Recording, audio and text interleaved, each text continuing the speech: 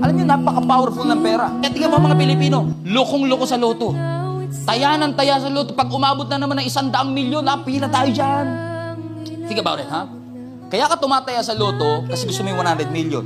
Pero ano mo yung 100 million? Papel lang yun eh. Ang gusto mo talaga yung mabibili ng papel na yun. Yun talaga gusto mo, hindi talaga loto, hindi talaga pera. Ang gusto mo comfort, ang gusto mo peace. Eh ba't di ka na lang dumiretso sa Diyos, humingi ka ng peace, libre pa. Makikilala mo talaga ang isang tao pagdating sa pera. Marami magkaibigan, nagkatraiduran dahil sa pera. Nagkaonsehan dahil sa pera. Marami mag-asawa, nag-divorce because of money. Maraming churches bumagsak because of money. Because money is a great servant, but it is a terrible master. Gusto mong sundin ang sistema ng mundo na magpakahirap ka para magkaroon ka ng pera para lang mabili mo yung mga bagay na gusto mong bilhin para ma-impress yung mga taong hindi mo naman gusto? Sige. Go ahead.